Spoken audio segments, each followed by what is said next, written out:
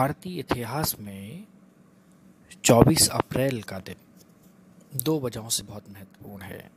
जो पहली वजह है कि 24 अप्रैल 1973 को क्रिकेट के गॉड सचिन तेंदुलकर का जन्मदिन है और जिन्होंने देश के लिए बहुत नाम कमाया और देश का नाम भी बहुत कमाया।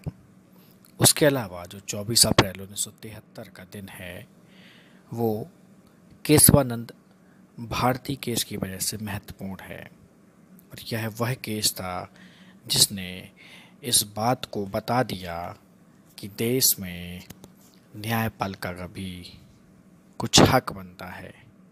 देश में अब तानाशाही नहीं चलेगी। ये उन्होंने उस समय केशवानंद भारती केस के द्वारा न्यायपालिका ने बताया।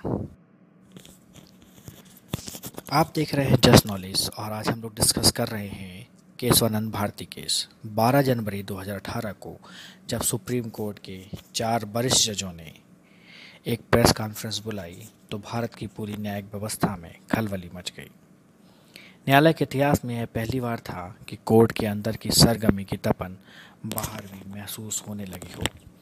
जजों की अगुवाई करने वाले जस्टिस चमलेश्वर ने प्रेस कॉन्फ्रेंस को संबोधित करते हुए कहा कि अगर न्यायालय नहीं बचेगा तो लोकतंत्र इस देश में जिंदा नहीं रह पाएगा। हालांकि न्यायालय में राजनीति की दखल की चर्चाएं हमेशा से रहीं। जब जब सरकार मजबूत होती है तो वह हर संस्थान से सहयोग की इच्छा रखती है। ऐसे में यदि उसे कहीं से भी विरोध की आशंका रहती है तो वह उसे खत्म करने की कोशिश भी करती है, फिर भले ही उसे कोई कठोर फैसला ही क्यों ना लेना पड़ा हो। ऐसा ही कुछ तब भी हुआ था जब प्रधानमंत्री इंदिरा गांधी के नेतृत्व वाली कांग्रेस सरकार सत्ता में थी।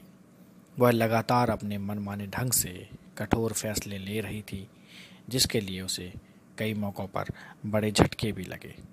केशवानंद भारती केस इसका एक बड़ा उदाहरण है। तो आइए जानते हैं इस पूरे प्रकरण को। दरअसल इस प्रकरण की नींव बैंकों के राष्ट्रीयकरण और निजी संपत्ति के मामले से है। बैंकों के राष्ट्रीयकरण के फैसले से इसकी बुनियाद तैयार होती है और जब इंदिरा गांधी के नेतृत्व वाली सरकार 19 जुलाई 1969 में ऑर्डिनेंस के जरिए 14 बैंकों का राष्ट्रीयकरण कर देती है और सरकार के इस फैसले के खिलाफ बगावत छिड़ जाती है। उसका फैसला सुप्रीम कोर्ट करता है और अपने फैसले में न्यायालय ने 1970 के ऑर्डिनेंस को असंवैधानिक करार करते हुए उसे रद्द करने की घोषणा कर दी। साथ ही कहा कि संविधान मुआवजे के अधिकार की गारंटी देता है। इसके हिसाब से यदि सरकार कोई भी निजी संपत्ति जब्त करती है तो उसे संपत्ति के मालिक को बराबर का मुआवजा देना होगा।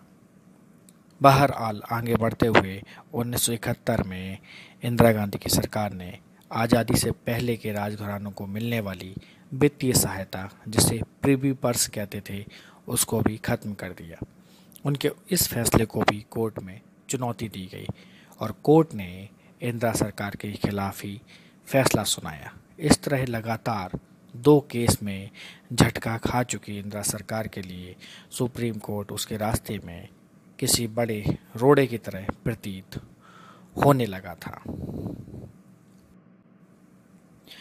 और रुकावट बन चुके सुप्रीम कोर्ट का उपाय करने की कोशिश में इंदिरा गांधी ने संविधान संशोधनों का रास्ता अपनाया। सबसे पहले सुप्रीम कोर्ट द्वारा 1967 में 1967 में गोलकनाथ केस में दिए गए फैसले से निपटने की कोशिश की। गोलकनाथ केस में सुप्रीम कोर्ट ने फैसला सुनाया था कि सरकार संविधान में दिए गए मौलिक अधिकारों में संशोधन नहीं कर सकती, किंतु संविधान में 24वां संशोधन कर संसद को संविधान के किसी भी हिस्से में संशोधन करने का अधिकार दे दिया गया। इससे अब वह मौलिक अधिकारों को खत्म कर सकती थी। आगे 25वें संविधान संशोधन में संसद को संपत्ति के अधिकार को घटाने की ताकत दे दी गई। इसमें भी यह प्रावधान किया गया कि यदि सरकार किसी निजी संपत्ति का अधिग्रहण करती है तो मुआवजे की रकम तय करने का अधिकार भी संसद के पास है। वहीं 26वें संशोधन में इंदिरा गांधी ने प्रिवी पर्स को यह कहकर रद्द कर दिया कि वह समान सामाजिक व्यवस्था के खिलाफ है। अपने इन संशोधनों की मदद से इंदिरा सरकार ने अपने अवरोधों को हटाने की कोशिश जरूर की, लेकिन केरल के एक मठ के प्रमुख केशवानंद भारती ने उनके सामने एक नई चुनौती पेश कर दी। उन्होंने संस्था की संपत्ति का प्रबंधन करने के अपने अधिकार को बचाने के लिए सुप्रीम कोर्ट का दरवाज़ा खटखटा दिया। ऐसे में राजनीति एक बार फिर से सुप्रीम कोर्ट में दखल देती दिखी और यहीं से शुरू हो गई अब राजनीतिक साठगांठ का दौर। 1973 का यह वह दौर था जब केशवानंद भारती केस के फैसले के दौरान इंदिरा गांधी की संसद में मजबूत पकड़ हुई थी। 1971 के चुनाव में उन्हें लोकसभा की 352 सीटें भी हासिल हुई थीं। बहरहाल लगातार न्यायालय में मिल रही हार से सबक लेते हुए केशवानंद भारती केस में इंदिरा गांधी ने पूरी तैयारी कर ली थी और 68 दिनों तक चली सुनवाई के दौरान लगभग 1000 केस खंगाले गए। अटॉर्नी जनरल ने लगभग 71 देशों के संविधान में संसद द्वारा संशोधन करने वाले अधिकारों का चार्ट कोर्ट के समक्ष पेश किया। दूसरी तरफ सरकार की तरफ से कुछ और भी साठगांठ चल रही थी। द टाइम्स ऑफ इंडिया में एक खबर छपी, उसके मुताबिक इंदिरा गांधी के तत्कालीन कानून मंत्री HR गोखले और तत्कालीन स्टील मंत्री कुमार मंगलम ने इसमें महत्वपूर्ण भूमिका निभाई। उन पर अपने दायरे से बाहर निकलकर न्यायालय के फैसले को प्रभावित करने के आरोप भी अब लगने लगे। केशवानंद भारती केस में 13 जजों की पीठ बनी थी, जो एक बहुत बड़ी पीठ थी और इसमें चीफ जस्टिस सीकरी भी शामिल थे। जस्टिस P जगमोहन रेड्डी ने अपनी किताब वी हैव रिपब्लिक में लिखा है कि सरकार के फेवर में फैसला लाने के लिए कानून मंत्री गोखले ने अपने 2 उम्मीदवार उतारे। इनमें मुंबई हाई कोर्ट के जस्टिस DG पालेकर और YB चंद्रचूड़ का नाम लिया जाता है। इसके अलावा इस मामले में कुमार मंगलम के उम्मीदवार जस्टिस KK मैथ्यू, इंदिरा के करीबी SS रे भी शामिल थे। इसी लिस्ट में 2 उम्मीदवार खुद प्रधानमंत्री के भी थे, जो HS बेग और SN त्रिवेदी थे। इन सभी में से 5 जजों ने सरकार का पक्ष लिया और उसे संशोधन की ताकत देने की बात कही। सुनवाई में चीफ जस्टिस सीकरी और 5 अन्य जजों ने सरकार को पूर्ण रूप से संविधान में संशोधन के अधिकार के खिलाफ अपनी राय रखी।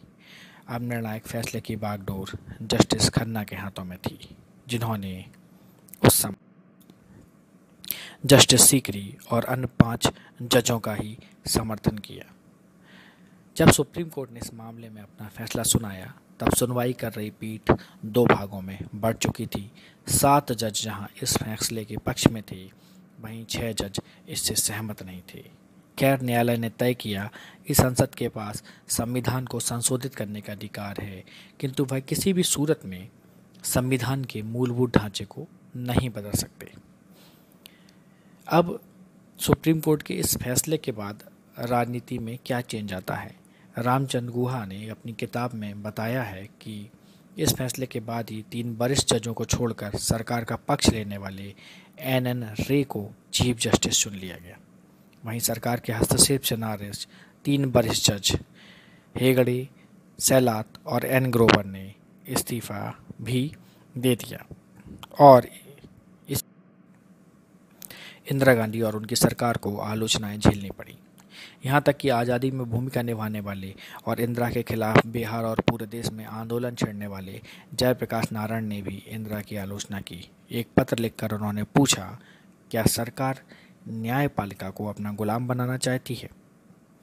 JP के अलावा संविधान के जानकार AG नूरानी ने भी अपने एक लेख में चिंता जाहिर की और उन्होंने लिखा कि यदि देश के लोकतांत्रिक ढांचे में कुछ गलत हो रहा है तो उस पर टिप्पणी करना और अपना विचार रखना गलत नहीं है। केशवानंद भारती केस में सुप्रीम कोर्ट के फैसले को भले ही इंदिरा सरकार थोड़ा सा अपनी तरफ झुकाने में सफल हो गई हो, किंतु संविधान के साथ छेड़छाड़ करने की असीमित शक्ति न देकर सुप्रीम कोर्ट यह संदेश देने में ज़रूर सफल रहा कि संविधान ही संसद के ऊपर है। अच्छा, उम्मीद करता हूँ कि आपको आज का ये अंक पसंद आया होगा। Thank you.